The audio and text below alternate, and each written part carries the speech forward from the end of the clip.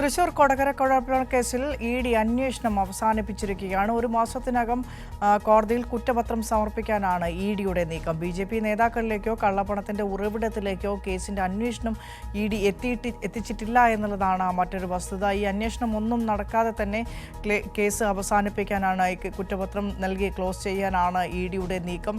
തിയോഫിനുണ്ട് കൊച്ചിയിൽ നിന്ന് വിശദാംശങ്ങളുമായി.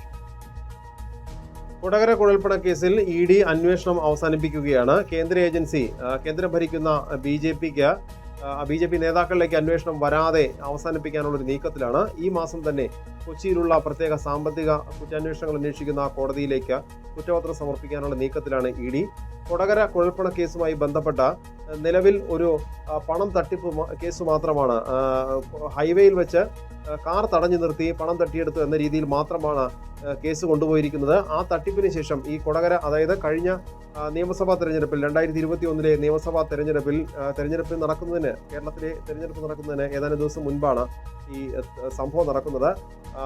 കുഴൽപ്പണവുമായി വന്ന കാറിനെ പിന്തുടർന്ന ഒരു സംഘം തൃശ്ശൂരിലെ കൊടകരയിൽ വെച്ച്, ദേശീയപാതയിൽ വെച്ച് ഈ കാറിന് ഒരു വ്യാജ ആക്സിഡന്റ് ഉണ്ടാക്കി ആ കാറിലുണ്ടായിരുന്ന കുഴൽപ്പണം തട്ടിയെടുക്കുകയായിരുന്നു. ഈ പണം പിന്നീട് ബി.ജെ.പി നേതാക്കൾ വീതിച്ചു എന്നാണ് പിന്നീട് തെളിഞ്ഞത്. പക്ഷേ ഈ അപകടത്തെ തുടർന്നുണ്ടായ ഈ പണം എങ്ങോട്ട് പോയെന്നത് മാത്രമാണ് ഇഡി അന്വേഷിച്ചത്. പക്ഷേ നേരത്തെ ക്രൈംബ്രാഞ്ച് ഈ കേസുമായി ബന്ധപ്പെട്ട് അന്വേഷണം നടത്തിയപ്പോൾ കർണാടകയിലുള്ള ബി.ജെ.പി നേതാക്കളിൽ നിന്നുമാണ് ഈ പണം കേരളത്തിലേക്ക് വന്നത് എന്നാണ് തെളിഞ്ഞത്. ഇതുമായി ബന്ധപ്പെട്ടുള്ള എവിടെ നിന്ന് വന്നു എന്ന ഈ പണത്തിന്റെ ഉറവിടം, ആ പണം നൽകിയ നേതാക്കളെ കുറിച്ചുള്ള വിവരങ്ങൾ, ഇതിന് ആസ്പദമായ അല്ലെങ്കിൽ ഇത് തെളിയിക്കാൻ സാധ്യമായ മൊബൈൽ ഫോൺ രേഖകൾ, ഇത്തരം കാര്യങ്ങൾ ഉൾപ്പെടെ ക്രൈംബ്രാഞ്ച് പിന്നീട് ഇഡിക്ക് കൈമാറിയിരുന്നു.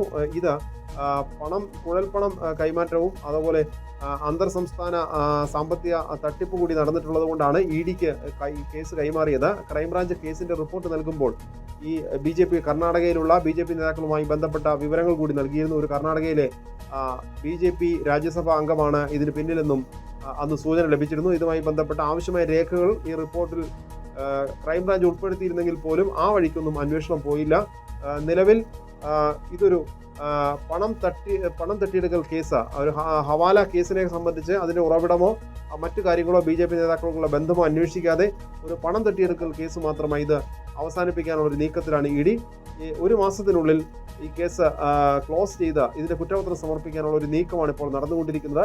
കേന്ദ്ര ഏജൻസി, കേന്ദ്രം ഭരിക്കുന്ന സർക്കാരിനെയും അതിന്റെ ബി.ജെ.പിയുടെ നേതാക്കളെയും സംരക്ഷിക്കാനുള്ള ഒരു നീക്കമാണ് നടത്തുന്നതെന്നാണ് ഇപ്പോൾ ഈ നീക്കത്തിലൂടെ വ്യക്തമാകുന്നത്.